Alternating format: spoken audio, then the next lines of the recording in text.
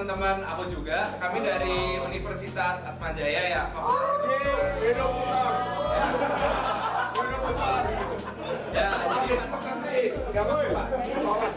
Ya, jadi pada kali ini kami ada kayak promosi kesehatan. Nah, topiknya tuh premarital check up. Di sini ada yang mau nikah nggak? Ayo, sama siapa? Saya mau ini.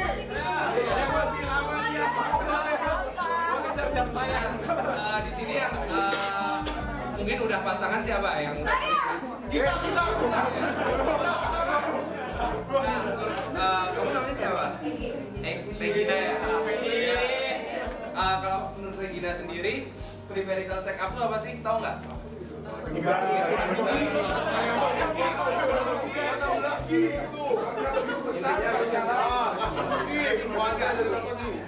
Nah, Regina sendiri udah pernah cek belum? Belum. Tapi udah enggak?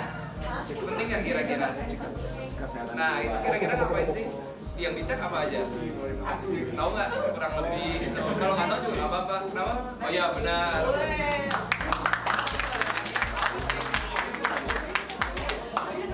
Ada yang tahu lagi? Coba tahu nggak? HIV ya benar. Nah, tapi sebelum aku mulai ke topiknya ini, aku mau ada sedikit free test nih, mau dibagiin sama temen aku Mega. Nah, yuk dibagiin aja langsung. Minta tolong banget ya sama Fania. Diambil aja ya. Oh, ini aja diambil aja. Ambil. Jangan dibuka dulu ya. Buka dulu deh, Sik. Gua buka. Nanti jawab ya. Enggak jadi. Tiba-tiba dia paling golek. Maju yang udah dapat maju. Ini satu lagi. Yang udah dapat maju. Ambil satu lagi. Belum dipoin. Ayo maju ke sini. Indonesia ini boleh buka ini. Indonesia boleh buka.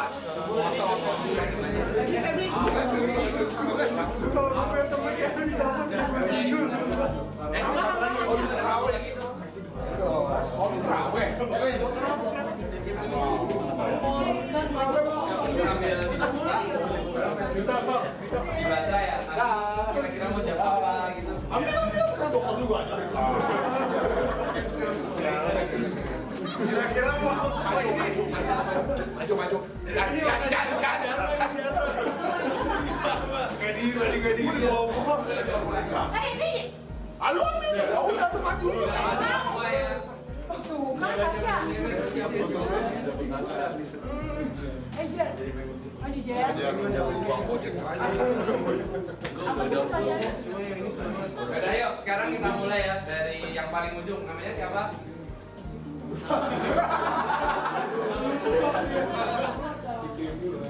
Jonathan. Oh Jonathan, ya Jonathan boleh dibaca pertanyaannya terus dijawab.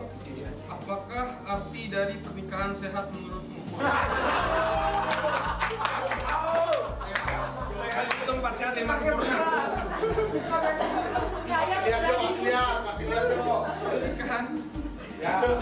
Pernikahan yang sehat. Pernikahan yang sehat adalah pernikahan di mana kedua pasangan saling mencintai dan saling menerima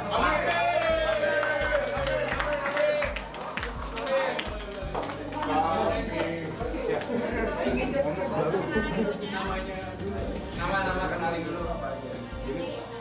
Ya. Suatu hari Anda melakukan pemeriksaan pemeriksaan sendirian tanpa pasangan. Hasil didapat ternyata Anda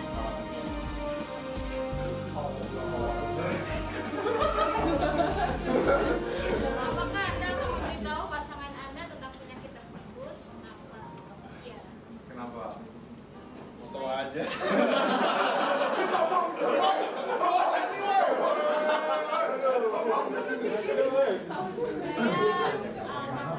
Pasangan kita kan mengetahui, jadi kita sama-sama mencari tahu gitu. Gimana caranya biar bisa menemukan. Ya. Hanya bisa menyehatkan. Amin. Yuk, selanjutnya lagi. Nama. Nama saya Hans.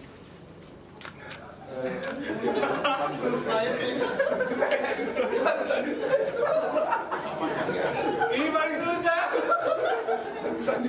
Kalau sudah menikah, kan? Ternyata pasangan kamu terkena HIV. Allah. Terangkanlah. Apa tidak berkurang? Bersyukur. Yang pertama berdoa sih. Yang kedua karena pas pernikahan itu kan udah seperti janji sih, pasti setia.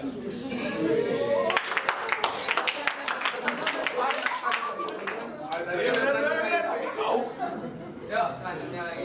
Selanjutnya nama gua James. Bukan, nama dia Ayu. Ya kalau mau pemeriksaan kira-kira kamu periksa apa aja? Yang pertama mental ya kan, jangan pasangannya.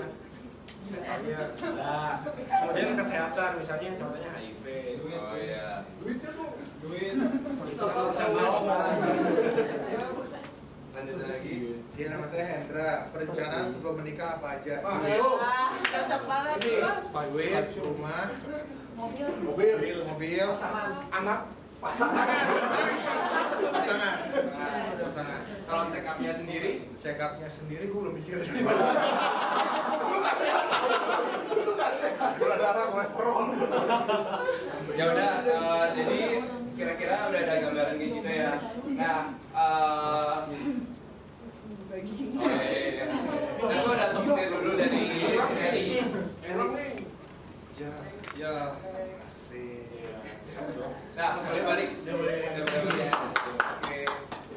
Nah, jadi kali ini kan tadi udah tuh ada jawaban dari teman-teman. Maksudnya kalau misalkan pasangan kita HIV itu terus kita harus kayak gimana? Nah, terus juga ada yang belum kepikiran kayak dari perencanaan nikah tuh ada kayak check up ginian juga. Nah, dari sini kami tuh mau ngasih tahu tentang gambarannya apa sih check upnya kayak gimana, kenapa itu penting. Ya udah yuk, sekarang kita Sebelum mulai kita ada tagline nih. Boleh ini nggak? Kalau misalkan aku ngomong premarital check up, ntar jawabnya before you say I do. bisa nggak?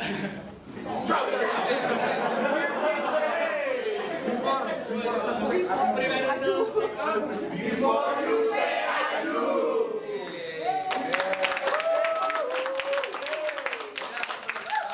Aku mulai topiknya, katanya Kak Bron mau kasih permainan dulu. Yuk Bron. Ini dia nih. Poni Jadi ini ada games. Kalau itu yang gue baru dari sama Yanti. Jadi kalau misalnya nanti dipasang-pasangin ini jumlahnya masing-masing di dalam. Terus nanti masing-masing kayak kalian baca apapun itu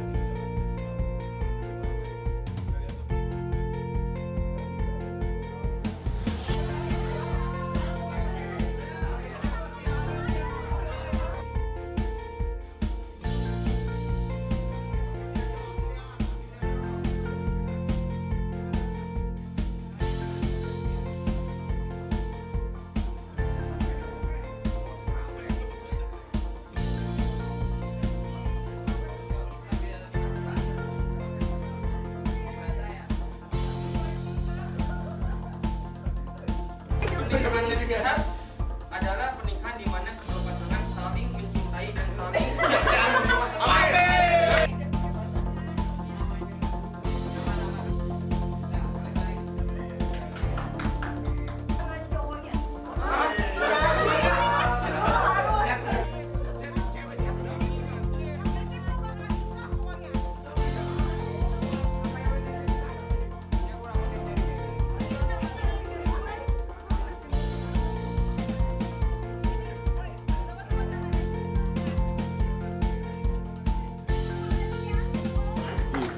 Kita mulai ya, jangan bosan ya. Udah, yuk mulai.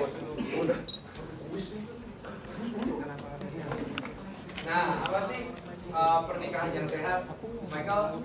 Jadi pernikahan sehat itu dia keadaan yang sehat, psikologis, seksual, sosial maupun aspek-aspek legislatif. Nah, tujuannya apa? Untuk membuat keluarga yang sehat dan bahagia. Jadi yang dimaksud kayak sehatnya itu gimana? Kalau yang kayak apa ya? Nah, psikologis itu misalnya kayak nggak dipaksa gitu, kayak misalkan kalian kan nggak kenal tuh sama pasangan kalian, kayak dijodohin sama orang tua, kayak kamu pokoknya harus nikah gitu kan. Nah, terus kalau yang legislatif kayak maksudnya kayak di Indo sendiri kan nggak boleh tuh kalau ayah punya anak adopsi cewek terus langsung dinikahin gitu, itu juga nggak boleh. Jadi kayak nggak ada paksaan, bener-bener kalian emang suka dan siap dan menikah sama dia, jadi juga sehat dari psikis maupun dari fisiknya. Nah, sekarang premarital screening tuh apa sih? Tadi kan kalian udah ada yang berusaha kayak ngejawab ya. Jadi tuh intinya di pemeriksaan ini mendeteksi apakah ada penyakit genetik atau enggak penyakit menular seperti infeksi. Nah, ini penting banget, contohnya kayak thalassemia. Terus juga misalkan kayak itu, pernah denger gak sih kayak tukso gitu, kalau ibu hamil nggak boleh kayak deket-deket sama kucing gitu kan. Nah, biasa kan kalau kucingnya kayak buang kotoran atau ngeluarin tainya itu, nah bau itu kan, ya katanya tuh ada yang namanya kayak tukso gitu. Nah, itu bisa bikin nanti kalau punya anak, terus anaknya tuh kayak saat tiba-tiba lahir loh, kepalanya kayak besar kayak gitu. Nah, jadi kenapa ini penting? Jadi penting buat pasangan yang mau menikah, dia bisa mendeteksi sama mencegah penyakit genetik, terus juga dia bisa persiapan mental. Jadi kalau misalnya ternyata ada ditemukan ada yang lainan atau tidak. Terus juga itu misalkan kalau kayak ternyata nih pasangan kalian HIV, nah bedanya kayak tahu sama nggak tahu tuh gimana? Kalau nggak tahu kan tiba-tiba menyatakan aja, terus ibunya tuh kan kayak nyusuin gitu kan, terus ternyata tiba-tiba anaknya ketularan tuh HIV. Tapi kalau udah tahu dari awal, terus kan kayak punya anak, udah tahu ibunya HIV, makanya kan juga tahu kan nggak boleh kayak nyusuin gitu. Nah, makanya juga nggak bakal ketularan tuh anaknya. Jadi juga bagus buat kedepannya sebagai prevensi. Nah, faktanya di Indonesia itu menurut Kementerian Kesehatan, ini penyakit yang bisa diturunkan dari thalassemia, ini kelainan genetik. Jadi pada tahun 2015 sampai ke 2017 ada peningkatan dari penderita thalassemia. Nah, ini dampaknya di mana? Dampaknya ke pengeluaran untuk pengobatannya. Jadi untuk dari data tahun 2015, 2016 ada peningkatan pengeluaran yang dikeluarkan untuk obat obatan thalassemia. Nah, terus kan dari sini kan mungkin agak nggak ngerti kan ya mas yang grafiknya ini apa. Maksudnya naik tuh gini, kan kalian tahu tuh kalau kayak penyakit thalassemia atau kelainan di darahnya itu kan kayak diturunin tuh. Ada orang tuh ada 3 macam, ada yang emang sakit kena itu, ada cuma pembawa aja dan benar-benar sehat. Nah, biasa kalau kayak pembawa sama pembawa penyakit ini nikah, punya anak, langsung thalassemia, kena penyakit ini. Nah, jadi kan ini kok naik terus kenapa? Karena tuh ternyata orang tuh pada nggak tahu kalau premarital check up cuma dianggap sepele, tapi ternyata itu sangat penting. Nah, terus kapan sih seharusnya kayak ceknya kayak gini?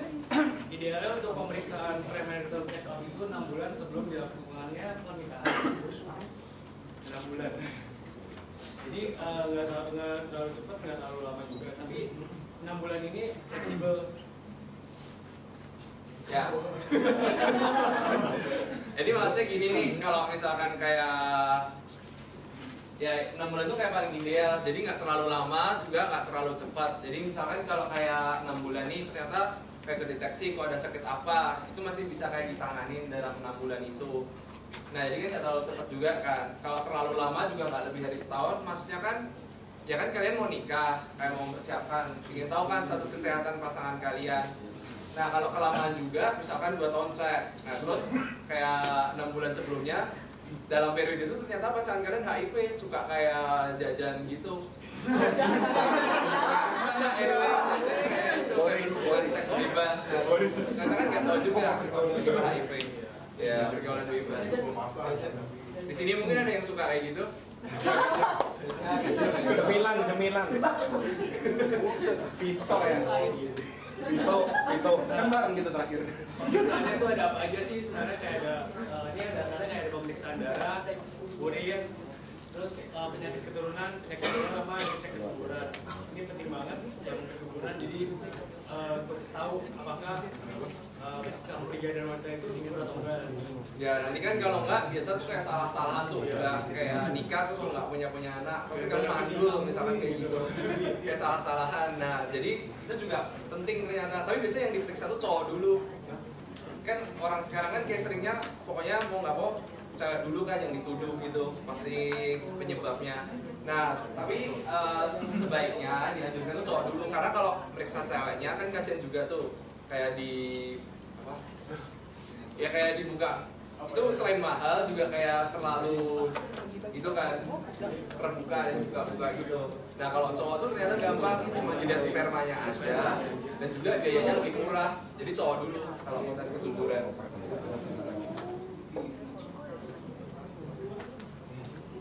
Nah ini gambarannya, kalau yang bisa diperiksa tuh biasa di darah. Kayak ada hemoglobin, ada ini trombosit, darah dan resus tadi. Ada yang Udah. Mungkin bisa nerangin yuk, masih resus gimana? Ada gambaran apa? Kalau cocok anaknya bisa sampai kuning. Ya bisa sih, ya bisa. Ya positif negatif. Ya betul.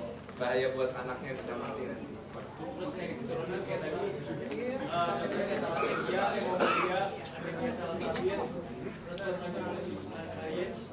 Kemudian penyakit menular juga ada HIV, hepatitis B, hepatitis C, terus TORCH, kayak toxoplasma, rubella, cytomegalovirus, herpes simplex. Jadi banyak banget penyakitnya. Nah, kulit itu jadi bisa buat periksa apakah dia ada infeksi saluran kemih apa enggak. Jadi penularan penyakit menular seksual juga bisa dari kan hubungan seksual gitu. Nah itu bisa dicek dari urinnya. Nah terus mau nambah itu tadi yang kayak resus itu. Jadi gunanya resus itu apa sih? Ini kayak rata-rata aja ya, orang Asia tuh biasa resusnya positif.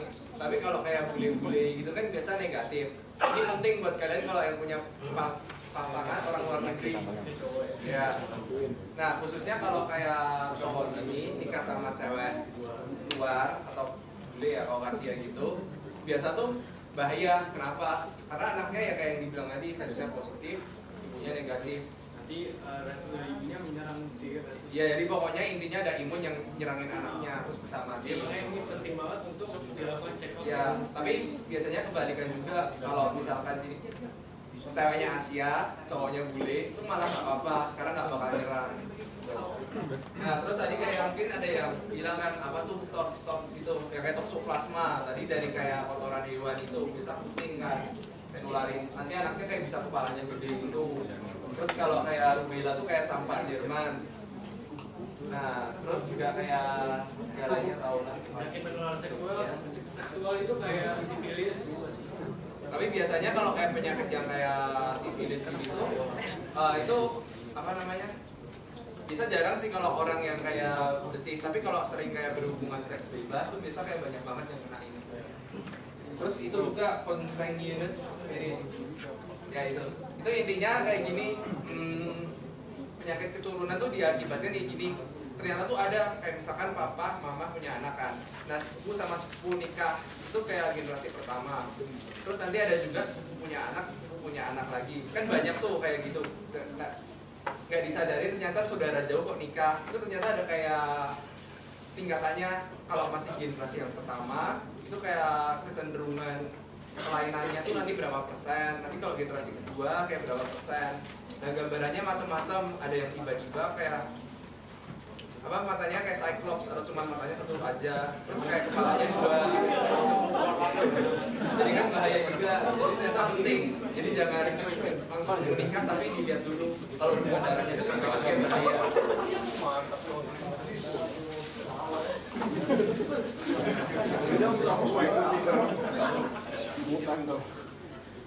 Nah, package-nya ada macam-macam. Ini yang paling dasarnya. Paling dasarnya contohnya kayak hematologi rutin, kayak pemeriksaan darah, analisa HB kan buat badan inklusi ABH, Itu buat thalassemia. terus golongan darah, RBO, terus analisis juga, terus urin rutin, glukosa puasa, DM ABS lagi buat hepatitis B, terus itu buat ngecek ada mereka buat ngecek ada sifilis atau enggak, sama kayak terus kalau yang cewek itu ada ketambahan 3 pemeriksaan harus yang misalnya anti rubella gigi, anti toksoplasma gigi, apa anti CMV. Jadi IgG itu maksudnya kayak imun kita, kayak mau dicek tuh imunnya terhadap campak tuh gimana. Terus juga ada tambahan lagi sih, biasa cacing air juga ya. Terus sama juga ada kayak toksoplasma tuh yang itu tadi. Jadi kayak dicek udah ada imunnya atau belum. Kalau belum, biasa ibu-ibu sebelum berencana punya anak tuh harus udah kayak diimunisasi dulu. Biar nanti anaknya nggak kenapa-napa. Nah, Ini untuk biayanya. karena pemeriksaan yang buat cewek itu ada tambahan, jadi jatuhnya lebih mahal ketimbang yang cowok. Kalau yang cewek itu range-nya sekitar 200 sampai 700. Kalau yang cowok sekitar 700 sampai 1 juta.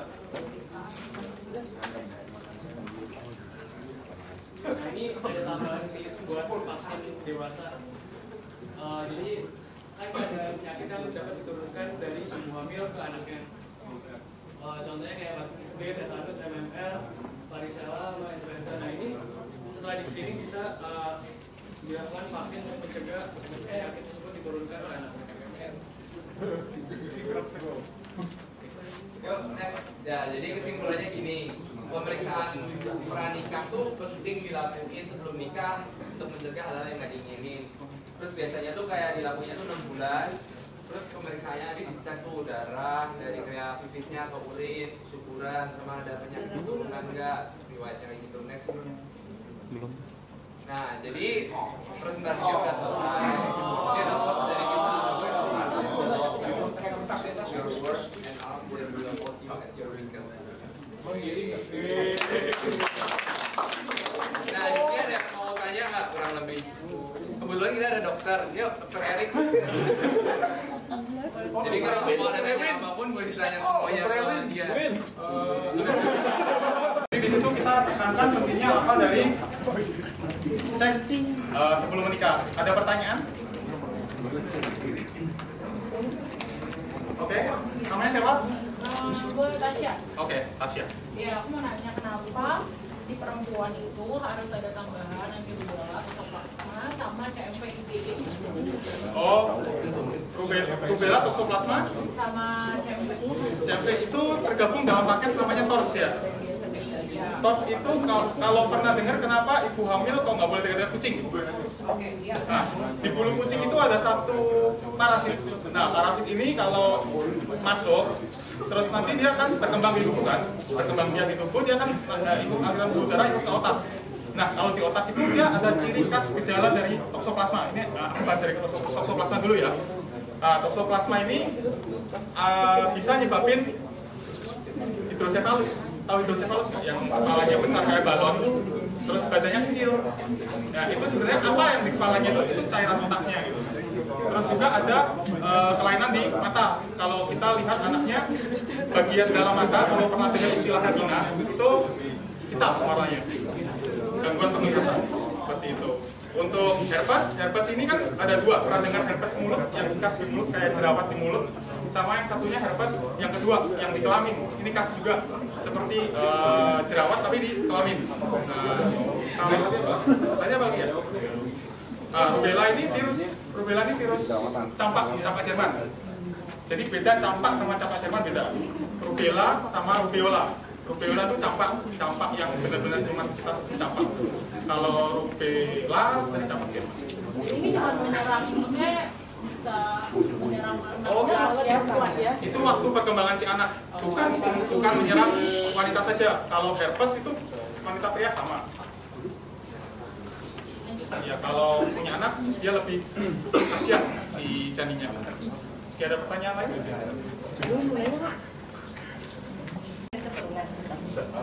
Mama itu punya keluarga keturunan kanker, papa ada keturunan jantung. Jadi apakah kalau misalnya pas kita setelah menikah itu apakah bisa terdeteksi setelah melahirkan anaknya atau beberapa tahun kemudian setelahnya? Oke. Masalah kanker ya, kanker itu satu penyakit yang kronis ya, lama. Untuk bentuknya aja kita di kedokteran tuh mempelajari ada 10 langkah. Ada 10 langkah yang harus dilewati untuk jadi satu kanker. Nah, kalau misal apakah keturunan kita punya kanker, semua orang beresiko kanker. Cuman orang yang dengan genetik dari keluarganya ada kanker itu bisa dibilang lebih rentan. Berapa persentasenya? Ya masing-masing. Nah, misal kanker yang terbukti sudah turun-temurun, misalnya kalau nyokapnya kena, biasanya anaknya waspada kan? Itu kanker, misal kanker payudara, kanker kolon atau usus besar, itu biasanya menurun.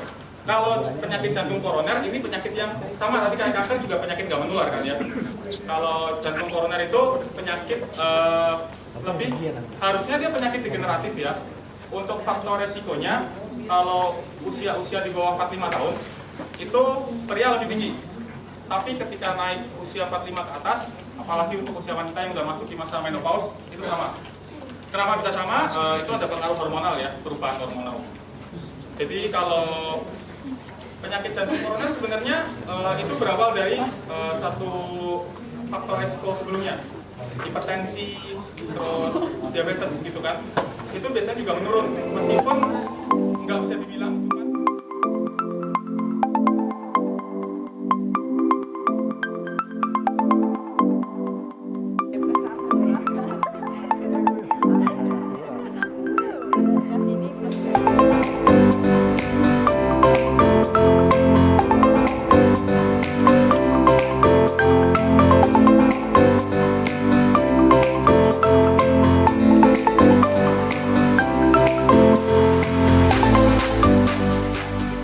Wow, karena FK Jaya aku jadi lebih tahu dan siap menikah. Thank you Atma Jaya. Makasih ya Atma Jaya. Makasih Atma Jaya. Premarital check up. Tepat, akurat, dan terpercaya. Wow! Premarital check up before you say I do.